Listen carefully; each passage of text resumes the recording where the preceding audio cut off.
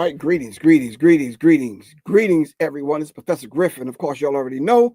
Should know. If you don't know, then now you know. Every Monday night, all right, we bring you Writer's Role, where we delve into the deeper aspects of literary consciousness. So we're here with two special guests, and we'll be bringing them on in just a moment. All right. In the meantime, between 1 second, while I bring on my other guest. Greetings, good bro. How you feel? What's up? What's up? How you? All right. Let me see. I'm a little tongue-tied about your name, but I got it because I've been practicing. I was in the mirror like, yo. I was like, Mbwebe. Yes. Right? Yes, sir. Yep. Thank you. Word. Mbwebe, this is Crystal. This is my good brother who I've read his book thoroughly, and he helped me understand what was going on with the boule and a few other things. But I'm gonna let him introduce himself. You understand what I'm saying? So we can get a better idea of who he is and his body of work. Word. It's a pleasure to be in this space. Definitely greetings to both of you, and give thanks, brother. You know, we've been connected for a few years. You know, for a couple decades actually. You know, so it's good to rekindle that. But again, my name is Ishangi. I consider myself to be a scribe of many frequencies. I've been writing since 1991. First came out with a magazine called The Ghetto Times. We're in our 34th year right now. But I've been writing about the African perspective, speaking about things that, you know, from history to culture to conspiracies, health, etc., regarding the African presence, and also talk about the main culprits behind it, which we talk about as global white dependency. So that's the crux of what I write about. But in general, I feel like there's that importance for us to create a venue to, as vanguards of our story, to allow this to come to the next generation and make it more palatable. You know, when I was in the 90s, you know, we're reading books that, you know, most of us weren't even reading, you know what I'm saying? So because they were too thick, there were no pictures, and they were on an academic level over our head, you know what I'm saying? So for me, reading like books by like Chancellor Williams and Dr. Ben and Dr. John Henry Clark, Francis Wilson, etc., I wanted to create a venue that would make the information more palatable for brothers in the street. You know what I'm saying? So that's why I brought in Ebonics into that. All right. Yeah. So you have a new book. What is the name of that book? The new book that I just came out with, it is called From Railroads to Robots, The Evolution of Power and Wealth, Eugenics Role in Oligarchs and Monopolies. And what this book really talks about is we're in this fourth industrial age right now where, you know, tech, AI, et cetera, is happening. But when we look at the moguls behind it, your Jeff Bezos, your Elon Musks, your Zuckerbergs, et cetera, Bill Gates. And I found that there's a correlation between them and those from the second industrial complex, which happened with John D. Rockefeller, Andrew Carnegie, J.P. Morgan, et cetera, when they did steel, oil, et cetera. They have the same mentality, a eugenic mentality, where they feel like white supremacy or white dependency gets to foresee and dictate how the world runs. And they've used their mechanisms from, like, again, steel and today tech to try to dictate the role of where we're going. And all the while, people don't understand that the main resource is coming from the motherland, from Africa. Right. All those resources, they're dependent on that. Right. So we don't know that, though. They're still living as a third world country. And that's what I want to talk about, is that dependency that they have. They are not powerful at all. It's just that they've gone through military might to go and take things. And if we start to become aware of these things, then we need to get in this game and become the developers that we naturally are. Right. Okay, cool. Yeah. So when I brought Crystal on, she talked about reclaiming, this whole idea of reclaiming aspects of who we are to raise the vibratory pitch, to raise us up. Maybe she can explain it better to you. So Crystal, if he's just purchased your book and he's cracking it open, what will he pull? What can he pull from that to elevate his consciousness?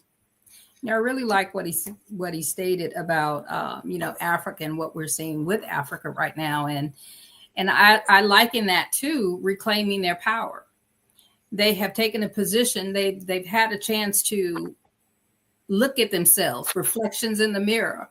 They see how the destruction has happened over the course of their lifetime, our lifetime. Right. And that's what's happening here in America for us when you mention Chancellor Williams, The Destruction of Black Civilization. So the book itself is more on a personal level, where we have to first identify the blocks in our own life. You know, so often we're repeating stories that were told to us, whether it was through tradition, whether it was just handed out in religion, and we're not doing our work ourselves. Right.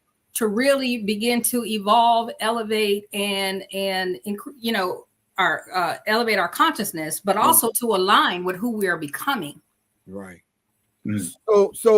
So brothers, so do you think the brothers and sisters on the African continent will receive your body of work like we receive it here, or is it a different kind of understanding that they'll pull from it?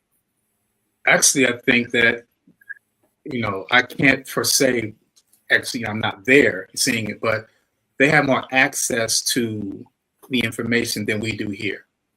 So I would say that, and they're seeing it, you know, we're seeing like, you know, Ibrahim Traoré from, Burkina Faso. You're seeing these leaders now coming together talking about the United Nations of Africa, not United States, but they're talking about taking control of these natural resources. You've seen the French getting kicked out. So, you know, the media here is doing their best to downplay that and not let us know that. So I would say that they're definitely far more advanced, and we're trying to catch up, I would say. So it isn't that we're leading. I think that we need to catch up because we're right here in this space as consumers, as 99% consumer, 1% producer, looking at this as something like, oh, AI, let's get ChatGPT to use it to create a curriculum. We're not seeing, well, let's get into LLMs. What is an LLM, and how do we get to create a large language model to put us in a space where we can now have dictation about our story? Because if we don't create our own LLM, somebody else is. And that story is going to be fabricated because they're going to put in the pieces that they want to explain our experience. Right. So let me ask you something. So for the first time, authors that are out there that I believe what I'm hearing both of y'all say, that, let me phrase it and frame it this way. There's a book in all of us. There's a story to tell. It just depends on how we want to tell our story. Crystal is basically saying you got to go back within, reclaim it in order to pull it out. Yes. Oh, you're frozen.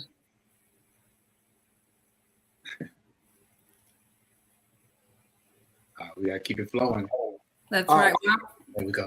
Got you. No, I think You were frozen for a moment. Right. So I think what you guys are saying that we need to go within in order to bring it out, in order to have those yet authors to come forth to tell their stories as well. Would your literary works raise the vibratory pitch of our consciousness? Will you think your work will do that? Are you sure your work will do that? And then in what aspect will it do that? After you, sis. Oh, well, absolutely. I do think it would do that, and it's doing that. Several readers have already reached out to apply the simple techniques that are in the book, and they're already seeing changes in their life. But it starts with a decision.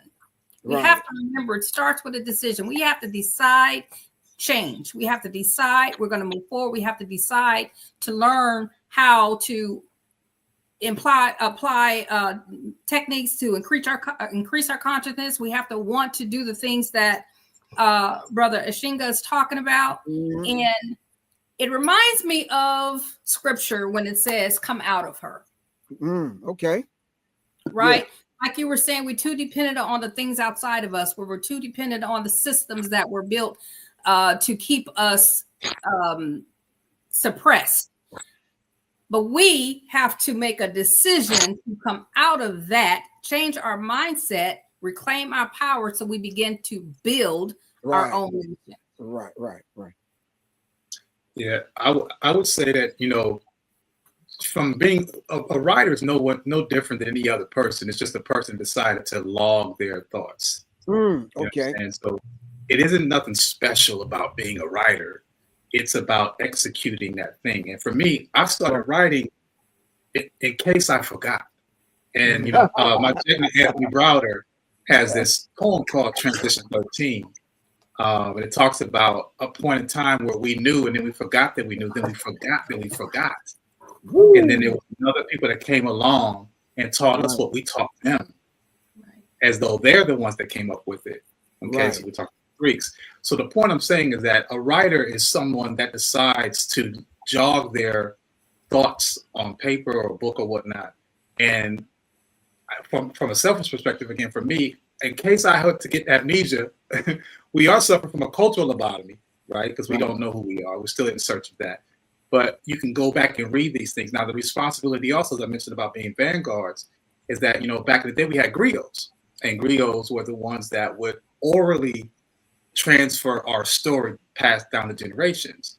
Right. Well, writing is, because we have attention deficit disorder, so we're not going to remember everything. So that's why I feel like writing is the utility or the tool that we can use to maintain that story, because that's how global white dependency, those Europeans came on the scene. They decided to write down what we were telling them because we didn't write it down because it was committed to memory. Right. So I think the point that we're at right now is writing is so important, because what I write today may not be read today. It may be read 50 years from now. We're reading books from ancestors that lived 50, 100 years ago, right? So it's important to understand that once it's written, it continues to live on. It's just a matter of making sure it's in a format that's palatable, making sure now we got to go digital. We got to do audiobooks. We got to do podcasts. You know, we got to make sure that it's more palatable with the technology, or the story will be lost again, and then we'll forget, and then we'll forget that we forgot. So 20. No, I'm sorry. Go on, sis. Go on. May I add to that? And it's important that we are the guardians of our writing as well, because as we can see in the current administration, they're removing a lot of our history. They're removing our books. They're trying to wipe away our history. So as we begin to create and writing is healing for those, a lot of people say they don't like to write, but I find it to be therapeutic. But we have to be guardians of that and begin to build our libraries, or a system that will protect these written work for generations to come. Right. So, Crystal, you talked about, I want you to give me 3 of those techniques. Wow, good brother over the 3 techniques that you have in your book that you feel that we should apply in order to reclaim our power. All right. But before you do that, brother, can you explain to us and give us a deeper understanding of what you think Crystal meant when she mentioned the scripture, come out of her, my people, and be not partakers of her sins? So if we're going to, according to the title of your work, understand these oligarchs and understand those individuals that could be taking us off our path to get back to ourselves, to reclaim our power, give me an understanding of that particular scripture and what it means to you. From a spiritual perspective, not religious. Thank you, because I was going to say that. Definitely spiritual. Definitely spiritual. Yeah. You know, and I think it's coming from, I would grasp the term of Ubuntu. Out of many comes one. You know, we are of the same thing. We are of a lineage, and so it's about not taking it personal and thinking, well, what am I like? This is about me. It's really about we. It's about all of us. And you know, the work that you do, always look at it like this. You're standing on someone's shoulders, whether that shoulders are weak, strong, negative, or positive. You are that foundation for that next generation. So the point of when we look at this as a collective, because everyone else sees everything as a collective, but we don't. We've been, again, culturally lobotomized to think this about individuals. Get yours, right? So because of that mentality, we don't see this thing as a collective. So I would say the most important thing is looking at this as, how do they see us? How does your opposition see you? If you operate from that, to me, that's a little bit more offense than defense.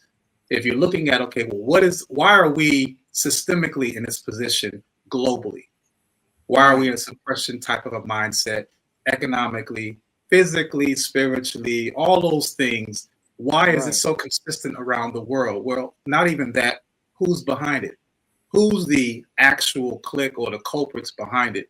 Well, let's study them. And that's what led me to writing these books, and the type of books I write. Is history is important because it's his story about us. Right.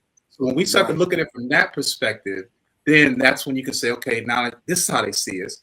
Now let's go back before them. I'm not Asha crazy. why am I forgetting his name? Right, Asa Hilliard said that if you're going to study history, study it in chronological order. So bring out the timeline. Look at the history. Let's go before the Greeks. Let's go back to Kemet. Let's go back to Kush. Let's go back to our ancestors wrote things on the walls, knowing that papyri could not withstand the weather to be here for millennium. So they wrote it in stone because they knew that they were going to fall. And they knew that if they put these stories on the wall, that eventually their children, no matter how far in the future, will come back to this and learn these things. That's why we see, and Anthony Browder talked about how we can see symbols like Gianyame or Sankofa in Adikra symbols in Kemet. When people think it's a Western African symbol, it's actually coming from the East. It's coming from the Nile Valley. So we start to connect those dots and do a chronological analysis of our timeline of history. And then when our enemies came on space, then we can understand why they're so enamored with us and why they're doing their best to suppress the truth and even using us in some of those cases to make it even more hard to withstand. But the point is that we need to go back and do a historical analysis of ourselves. Study history from chronological order. That'll put you in place. Right. I want to hear from Crystal about some of these techniques because some people listening want to know, okay, I want to dive deeper into the self, a journey of the self through the self, back to the self, to bring the power, to reclaim my power, my power that I have in the self. I want to be able to do that. So can you give us a technique or two? Yes, absolutely. So the first one I would say, and I'm glad it's in alignment with what the brother was saying, in terms of viewing, us get an understanding of how we're being viewed. My technique would be then to evaluate. You have to evaluate where you are.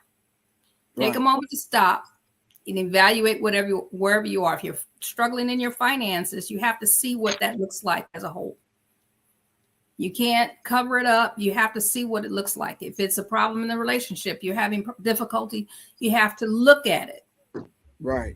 And once you've evaluated it honestly, brutally honest with yourself, then you can begin to eliminate the things that no longer serve and support who you're becoming. So as you evaluate, then you have to eliminate some things. That could be ending a relationship. That could be making a decision to change careers, walk off a job. That could be a gamut of things depending on where your struggles are. And once you do that, you will find that your energy will begin to elevate. So it's evaluate, eliminate, and elevate. And you'll begin attracting the things that support your becoming. Okay. Wow. That's deep. I like that. So back to my back to my good brother, right? No, go ahead and expound on that. I got you. Go on. I was going to say too, I think that the key thing is having examples. You know what I mean? And again, I go back to history, and I'm not saying American history book. I'm talking about we got to read. That's the and I like to use I love acronyms. So read to me means restore the education of the African diaspora. It's if we go back and start to read about our story and know about a Queen Nzinga or a Yat Santua or you know a Stephen Biko or Patrice Lumumba and they don't have to always be freedom fighters. But if we understand people that came before us and the struggles that they faced on, that gives you an idea, one, that what you're experiencing isn't authentic. It isn't just in your lifetime. This has been ongoing. And again, that brings in the collective response, the collective responsibility. So that's the point I want to add to that, is that it isn't just happening to you. It's been systemically designed. And when you understand that, then you can start to dismantle it. Right. So back to your other point that you made when we talked about ancient Kemet. So, and you talked about Asa Hilliard. I remember communicating with Asa Hilliard, and I was just curious. I was younger. I'm curious about some things. Asa Hilliard put a packet together for me that just, for lack of a better term, just pushed my wig back. I was like, damn. I mean, I sat looking at this stuff he sent me, and I'm just like, mine was numb. So I started digging deeper. Then I contacted Anthony Browder. Then I contacted this brother that I'm about to show you his work. You see the timeline? Oh yeah, I know about the timeline. Yeah. Oh my God, it's Absolutely. ridiculous. So when people started talking about we never built anything and who we are as a people, and when did these people come on the planet, we're talking about thousands of years before these people even came on the planet. Our dynasties were old. Yeah. You understand what I'm saying? If you look at this work, and you can see exactly when they came on. My arms are not long enough, but you can see when they came on the planet. You understand what I'm saying? Wow. The arms are not even long enough. So I would love to have that. history, and this is pre-dynastic now. Do you understand what I'm saying? BC. All of this is already done and old and ancient by the time these people came on the planet. Like I said, my arms are not long enough, but hold on. Let me see if I can finish. It goes on and on. Yeah. It goes on, yeah. And my arms are still not long enough. So you can see when they came on the planet, our civilizations were old, pre-dynastic, pre-dynasty. You understand what I'm saying? So if we don't know this though, how can we reclaim a power that we know nothing about, Crystal? How are we going to do that, bro? How are we going to reclaim a power we know absolutely nothing about? But it's not all intellectual. It's No, a spiritual you're right. connection. Right. It's realigning with our spirit being. Because if we look at history and we think about, all those who created, they weren't taught that all that information was channeled through them. Right. I mean, So a lot of consciousness now is about knowing and really sitting still and surrendering to our higher power to receive information, to receive direction. Wow. If I would add to that is, it is energetic. It's energetic. It's frequency. Yes. Just as back in the day when we were trying to find that radio station and turning that dial to get the right sound, it really is an intentional effort to block out a lot of the nonsense, right? That's the one thing we have to understand. That there's so much flutter to keep you from thinking these things. Social media, it's on 24/7, so you can't turn it off. So when you get on your feed, your algorithm is your behavior. Your algorithm is feeding that behavior. So if you look at a bunch of, nonsense, then that's what you're going to be seeing. You're not even going to think about looking for yourself. However, you can change that by keying into certain people like Crystal, like yourself, Professor. And then what happens is you'll start getting algorithms of people like that. And then you'll start getting feeds if you want to use the social media piece. But the point I'm making is that it's about intentional effort to change your frequency. That means you have to block out a lot of the nonsense, go into yourself, as Sister said, and think about, the ancestors called it the summum bonum, the greatest good. What is it that you are aspiring to be, and how are you trying to make yourself better next week, next month, next year? Right. Challenging yourself to rid yourself of those things that are holding you down, or not getting you anywhere, not giving you the results you're looking for. And then also, in addition to the books or what have you, because those things are going to come to you magnetically. I think energetically they'll come. Once you open your frequency to that you want to receive, those things will start coming across your path. But you got to be patient and you got to be consistent. Right. So this is Professor Griff, and we're right here on Writer's Role, where the pen meets the people and consciousness sparks conversation. All right. This is where we turn the pages into power and conversations into direct change. All right. Which gives us an idea of what revolution is about. The prefix to evolution, to the word revolution, meaning to bind back to do over. In order for you to evolve, all right, you have to go back and bind yourself back to who we are as a people. And as Crystal Woods teaches us, to reclaim our power. All right, the power that's laying dormant in us. In ways letting us know we need to tap into that cerebellum, that the knowing, the good that's already there. It's there. We just need to recognize that it's there and tap into it. Sometimes We need to be reintroduced back to who we really are. We need to be reintroduced back to ourselves. You understand what I'm saying? Not who we are in this life that we claim, and not Dwayne Johnson or Barbara Jordan. No, who you really, truly are. So we're going to take a deep breath right now, get a glass of water.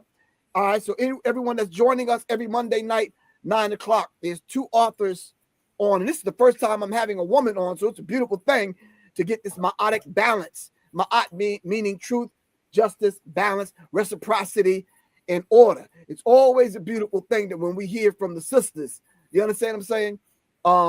I've already had 4 brothers on. This brother make the 5th. So I said, next week I'm coming on. If I don't come on with a sister, it's going to be a problem. You understand what I'm saying? My mama who was present, my grandmother who was present in us.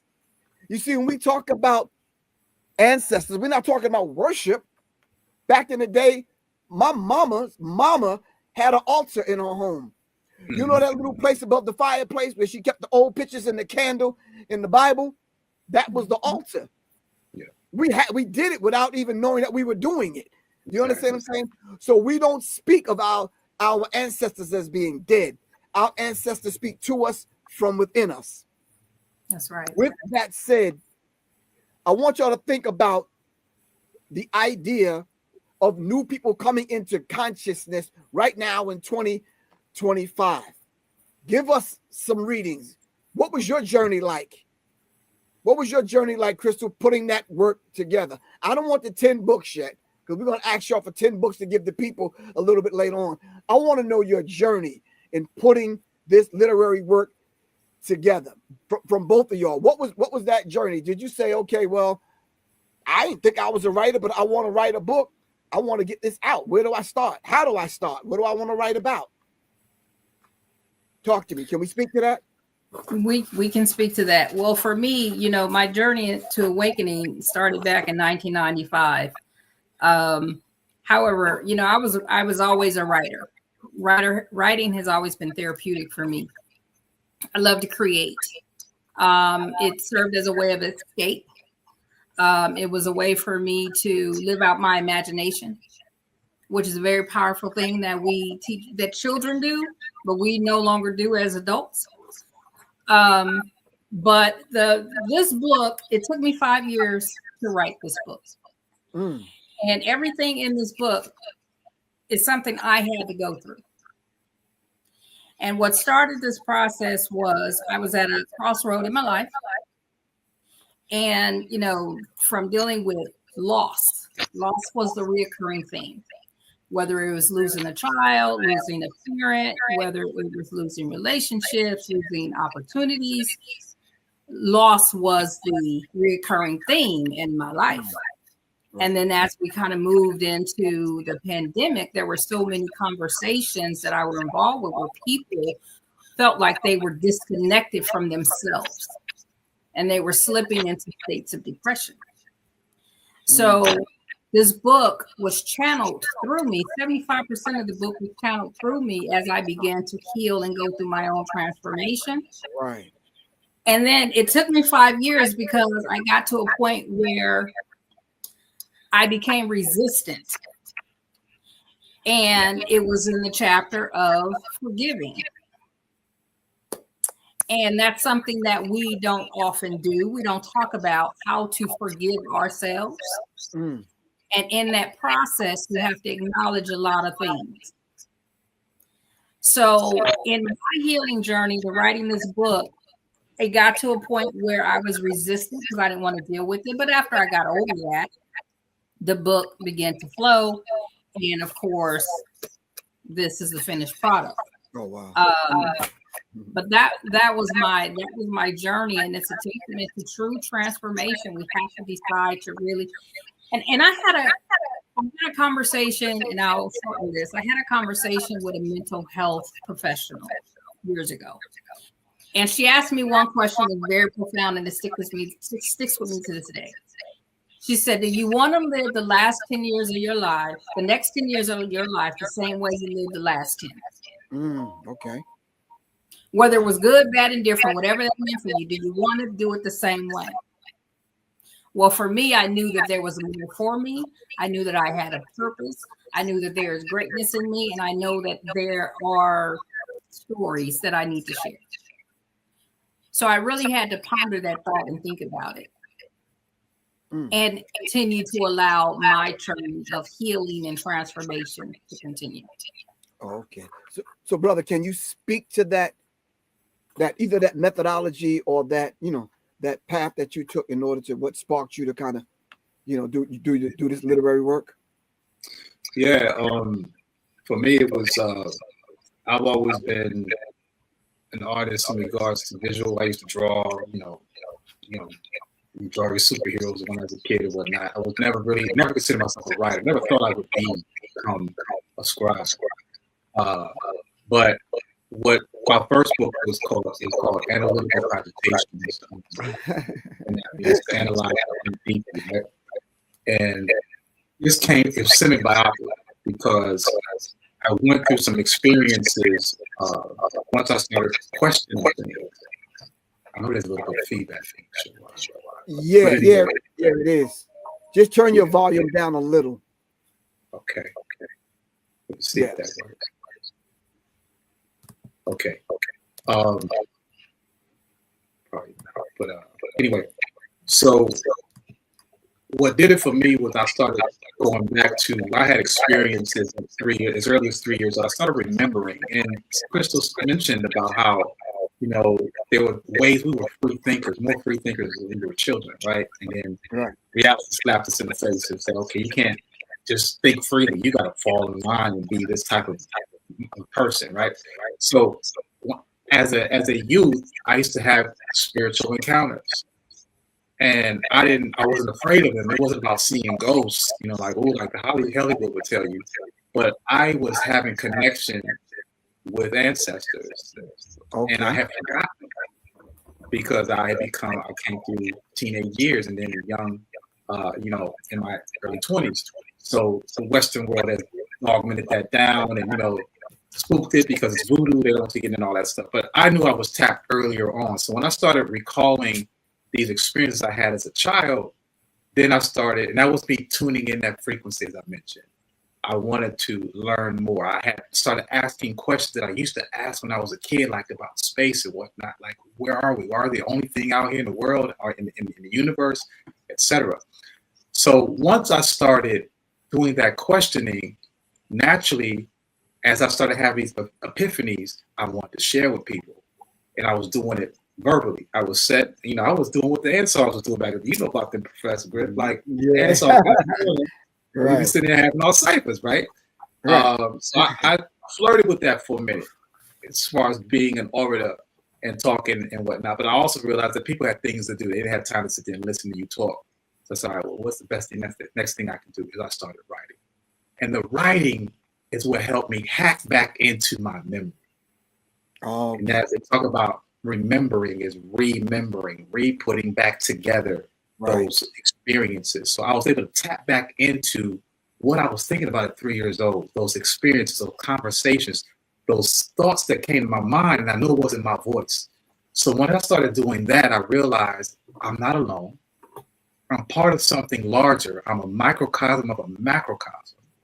And that if I'm feeling this, I'm sure everybody else is feeling this. It's just no one wants to stand out front and be talked about because they might be in a padded room. You know what I'm saying? So that was really what it started with. Writing was the way for me to get out of me so I could create more room for the next information, the downloads to continue to come. And now, 34, 35 years later, I'm still writing. Oh, okay. I'm going to ask a couple of questions and answer this in 2 sentences or less. You're ready? Don't look at me like that. All right. Did you have to get out of your own way in order for this literary work to come forth? I yield to the sis. Yes, absolutely. I was the Most High said, you won't write the book until you go through it. Okay. So I had to surrender. All right. I didn't because I knew it was my responsibility, and it was selfish. I didn't want to forget. So I had to write it so I would remember. and then that, and then share with other people, which found I'm not the only one thinking these things. Right. I didn't know I was a poet, but I wrote all my poems down and I kept them to myself. And of course, the little chick I used to like in high school, I used to borrow some of them R&B songs and write those lyrics down, thinking that they mine, but I never got no play anyway, because I was too short. Anyway, I'm gonna give you a phrase because I put my first spoken word album together years ago. As a matter of fact, my spoken word album came out September 11th when the towers were falling. That's the day my album was released, and guess how many units it sold? Zilch, none. It did wood. The name of my album was called "And the Word Became Flesh." I know what that means to me. What does that mean to you? And the word became flesh. And the word became flesh. Did y'all think y'all was coming up a Professor Griff show and I wasn't going to challenge your intellect, your spirit being, your something? Come on, talk to me. What that means to me is that we have the power to speak our reality into fruition. The Most High created this word and recreated this world with a word and a thought. Okay. We are images of the Most High. We have the same power, and that is to create our reality. Okay. I see you thinking, bro. My eyes wandering, bro. That's a good one. I'm just gonna go off the dome. The word became flesh is to me really the understanding that it is your responsibility to seek and share. Because what is a thought? What is a book? A book is another person's thoughts. And if you don't share those thoughts, then you're being irresponsible for those blessings, because a lot of those downloads are something that our ancestors were trying to do while they were here, or it's continued work. So there's that responsibility for you to pass that on, no matter how many people. It isn't about the likes and the responses. Get it into the ether. And then for me, selfishly, I do it because I want more information. So if I give you what you give me, will you give me more? That's my type of exchange, is that I want to learn as much as I can to be that summum bonum, that greatest person I can ever be. Right. That's beautiful. Beautiful. Good. Both of those answers is very, very, very profound. Definitely. With that said, who are some of the authors? I'm going to give you all a minute because I'm going to read something while y'all think about these 10 books that I need y'all to pass on to the youngest person that's listening to this right now, to the grandma that want to write these books down and get these books for her grandson to begin to build a library, whether it's a physical one or a digital one, whether it's folders in her phone or on her tablet, on her computer, or it's physical books that she wants to have her son build for her grandson, physical books that we need to put on the shelf. So 7 generations behind us will become readers, or will be readers, not become, will be readers. Take your time. I'm going to read something. Put those 10 books together while I read this. If you're just tuning in, this is Professor Griff, and of course, this is Writer's Role, where literary consciousness meets conversation. We explore the power of the written word as both weapon and medicine. I'm going to say that again. This is spiritual medicine. All right. The written word is both weapon and medicine. Whether we're speaking the bastard language called English, or we're just absolutely quiet and we're communicating on a telepathic level, you understand, or realm, rather, highlighting voices from across the spectrum of culture, politics, history, and art, whether unpacking the works of authors who challenge oppressive systems. Of course, we have to do that. We have to challenge all the oppressive systems that are out there, and our work should do that. I believe it was Nina Simone who said that if you're an artist, it is your duty, all right, to pass on information and speak about what's going on in the time, to raise the energy and the vibratory pitch of our people's thinking into the mind of the creator. So whether we're unpacking the works of authors, which we're about to do right now, who challenge oppressive systems, or spotlighting emerging writers whose pens spark healing and transformation, All right. This show, as we kind of get together and we break bread, all right, this is a meeting ground for consciousness and conversations and where they intersect. All right. So everyone has a book in them. I think we just need to tap into the divine self and tell our story. Whether you just put it in a children's book to give to your grandson. Yes. You understand what I'm saying? Or your grandchildren. All right. Whether you just kind of use it to kind of tell stories. You know, all of us have a book in them. I never thought I would be an author. You understand what I'm saying? Of course, back in the day, I was writing rhymes. You understand what I'm saying? But, you know, anyway, our two guests are going to give us 10 books apiece that we should have, that are books that everyone should have in their library right now that help them grow and to become who they are today. So any one of y'all can go first and watch and Webe say, yes, Sister Crystal, you could go first. I mean, it's only right.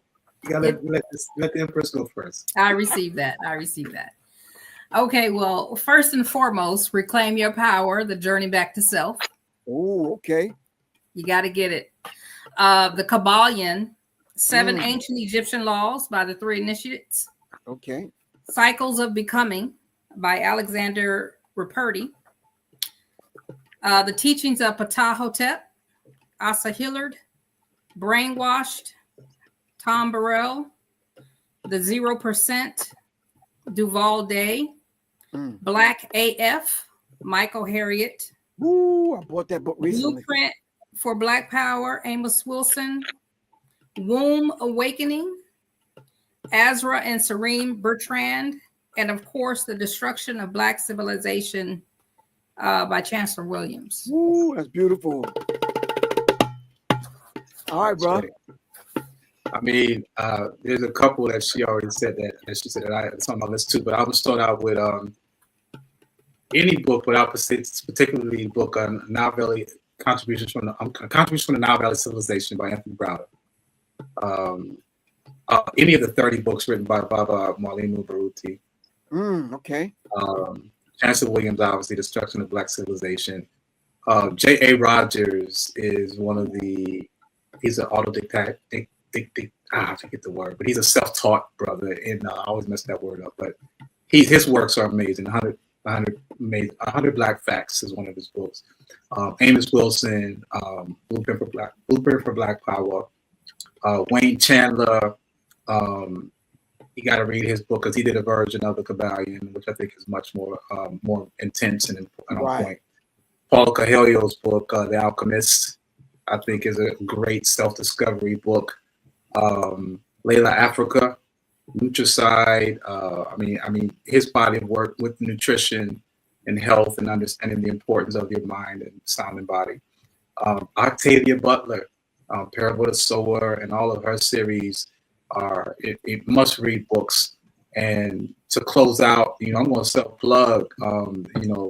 I've written 6 books right now. I'm on my 7th one. It's actually going to be a novel that's coming out next month. And it's in the lines of Octavia Butler. But I've written a book about finances, which is Apocalypse and Intergenerational Wealth Planning for Black people. Okay. Railroads to Robots. I also wrote The Boule, the book about the historical the first Black organization in America and how they're cohorts to global white dependency. But the book I'm writing right now is called 2048. And it's a play on the book 1984, George Orwell, which was originally titled 1948. Talk about Big Brother. So 2048 is an African-centered version of how we are now fighting not just Big Brother, but Big Brother on steroids with AI. And that's coming out. Wow. Does that have anything to do with actual futurism? Absolutely. 1000%. And that's the thing is, I wrote a novel because I figured some of this information is so real that people don't want to read it. But if you put it in a fantasy type, a story type, and this is something that kids can also read because it's definitely kid friendly. And it's just an urge for us to understand how we need to get into technology because it's going to be part of our lives anyway, but not just be as consumers, but developers. understanding how we can start to develop, because the code, the original, as they say, the original AI is African intelligence. So if you look at what the original African intelligence comes from, everything is code, and we're code, binary code, DNA code. So if we tap into those downloads, we'll find a way that we can exist in this next shift that's happening, just as we have in the past. Yeah, I talked about several shows ago. I talked about the AI, which is ancestral intelligence, and you know how much pushback I got. They said, "Bro, you tripping?" I'm like, "No, I'm not." I like that. Yeah. You understand what I'm saying? I'm tapping into something that you might not know. If you know, if I go and tap into the Akashic records and I'm permitted to go there and come back down and bring something with me, why I gotta be crazy? Right. I talked about the Illuminati thing 10, 20 years before anybody even knew what it was, because I surrounded myself with those individuals and they went there and brought it back. You understand what I'm saying? So I think in Webe, my first introduction to you was through your magazine and through your Boule book. I think my first introduction, I didn't even know Crystal was a writer because Crystal was in my firearms class. You understand? I just discovered she was a writer. You understand what I'm saying? But sitting in a circle with her among other people that were seeking, you understand what I'm saying? I just kind of knew there was something about her that I said, sister, you want to come on the platform? You understand what I'm saying? Because I know, she has a story to tell. I don't want this question to be a difficult one. No, bring it. But I need an answer to it, because I'm thinking that the people, I'm feeling, not thinking. I'm trying to get out of my head. Us Leos, we always in our head. I'm feeling that the people might want to hear if both of you guys, who you are now, at the age that you are now, was to speak to your younger self, speak to that 15-year-old you, what would this person that you are now say to the 15-year-old you if you had the chance to? I'm 65 years old. If I was to have a conversation with the 15-year-old Professor Griff, I'd say, bro, come on, first of all, chill out. You understand what I'm saying? Sit your behind down somewhere, man. You understand what I'm saying? You on what's the term that young people are using nowadays? You on fleek? What? Hey, bro, none of us is young, bro, so I don't know. Okay, yeah, we're gonna use ours. We're gonna use our language. Yeah, I'm about the dictionary. Anyway, I would first tell me to chill so I can at least have a conversation with the 15-year-old Griff. You understand? And then I would have to tell the 15-year-old Griff, look, bro, you a black belt already in martial arts, but you can't beat everybody. Sit your little fly ass little down, your little lightweight down. You understand what I'm saying? And then, you understand what I'm saying? So I could get your attention so we could begin this path and understanding you have a divine cosmic assignment. You have to get past your 15-year-old self and even to understand your assignment. Then you have to grow up and experience some things to carry your assignment out. You understand what I'm saying? Anyway, it's not about me. It's about these two beautiful authors that I have sitting in front of me right here, Miss Crystal D. Woods and Webway. So talk to me. What would you say to that 15-year-old you? For me, that's a loaded question, because at 15, I had big dreams. I wanted to conquer the world at 15, but there were so many obstacles in my life over the years. So I would tell that 15-year-old to, despite of what challenges and obstacles that are going to come, stay grounded, stay authentic, and continue to move in gratitude. Wow. Because there is an end, and blessings will definitely come. You will get through it. Wow. I would say, for me, it would be seek out elders, spend more time with listening to my elders, be they family, particularly family, obviously for bloodline, but also any elder that had information, because I didn't have a father. And so sports became my masculinity. That gave me my masculinity. And so I was a sports head, ran track, played football and whatnot. So I would say if I spent more time not trying to be a jock, and trying to be mentally tapped in. Because there's elders that I wish I could learn from now that are no longer here. So I would say that is that the importance of understanding people that come to your life may have a reason. And if you seek to figure that out, you might find a jewel or a gem in that space. That's beautiful. I'm experiencing some of those things as we speak. People coming into your life, for a divine reason. You understand what I'm saying? Way beyond the surface stuff. It's like, why is this individual here at this particular time in my life? Right. You understand what I'm saying? With that said, we need a closing quote. It could be someone else's, your own, something that's going to stick to the ribs for the person that's just tuning in. All right. What is a closing quote that you can kind of leave us with? That's something that if you was to transition tomorrow, they would remember. Something that you would want on your tombstone. Or if you twist the ankle and you get a cast on your wrist, something that you would write on your cast. You understand? Remember back in the day that so people used to sign your cast. That before tattoos. Right, exactly. Okay. Yeah, I got one tattoo, so I can't even really. Anyway. So what would that quote be? I sometimes I have a quote that I kind of live by. I am because we are, therefore I am. Or revolution is not an event, it's a process. So these are kind of like become part of me. You understand what I'm saying? And then when Crystal first came on, she talked about the reclaiming the power in the self. So it reminded me of the journey of the self through the self back to the divine self. And that's who we ultimately become, which is, So what is that quote that you could kind of leave us with? My quote is, I believe in gratitude. In all things, I give gratitude. So my quote is, continue to move in gratitude and be grateful for all things, and the best things will find you. Live inspired and be empowered. Give thanks. That's right. Mine would be, if you are not spending 5 hours a week studying, then you are being irresponsible.